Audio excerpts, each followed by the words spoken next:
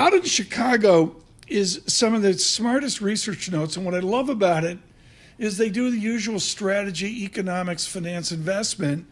And then like the old days, Banríon Capital says, here's some stock ideas. And there are all these things I don't know, what they are.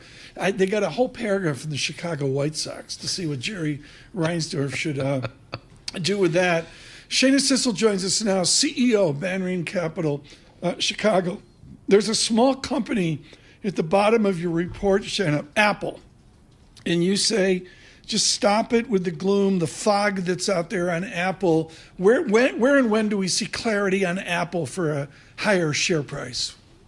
Well, first and foremost, I can't take full credit for the depth of the notes we send over. I mean, I can in the sense that I know what I want, but I get my investment associate, Connor, to do most of the research for me. So props some Midwestern to Connor modesty there, which I appreciate. That's right. Well, I'm not even from the Midwest, so I appreciate that. But yeah, so I got to give full credit to our newest team, Connor, because he is fully responsible for how thorough those notes are. But to answer your question in Apple, yeah, I think there was a lot of doom and gloom around Apple, specifically whether or not it was behind the eight ball with AI. They've addressed that. But now we're talking about, iPhone sales and whether or not, they'll have the same traction as in previous years. And a number of other competitive things on the competitive landscape that Apple's dealing with. But in my opinion, it's a great stock. It has a big moat. Anybody who has an iPhone knows it's really hard to leave the ecosystem.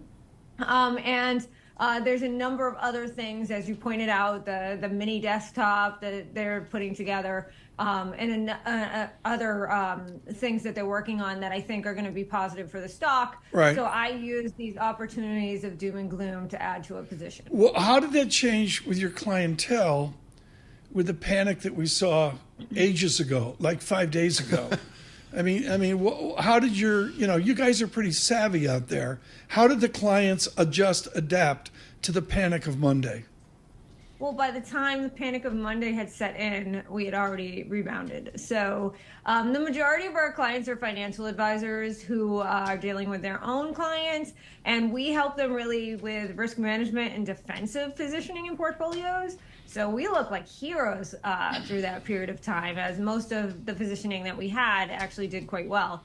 Now, you guys know me well enough to know that I'm a big fan of NVIDIA, which is one of the stocks that got absolutely hammered during that period. But because a lot of the other stuff that we do is not as risk on, if you will, we were able to kind of ride that wave well, and we really didn't have to deal with any customer freakouts.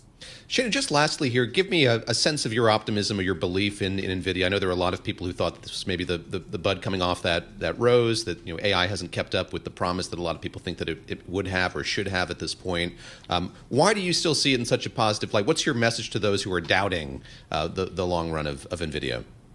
Well, first off, anyone who's ever used any sort of AI tools, I know we at Banríon are implementing AI tools in our technology platform as well as in the tools we use to actually execute our services.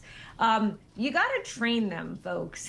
It's not like it just pops out of a box and it works. It's called machine learning for a reason. So it takes time, right? And so it's a long-term trend. It's not going to change. There's a big ramp up that is required because you have to teach it. It has to learn. And sometimes it makes a lot of mistakes in the beginning. And so you have to fix those mistakes. And again, first time we used our AI tool that we use for due diligence, it took like 3.5 months just to get it to give us the output without doing it in third person.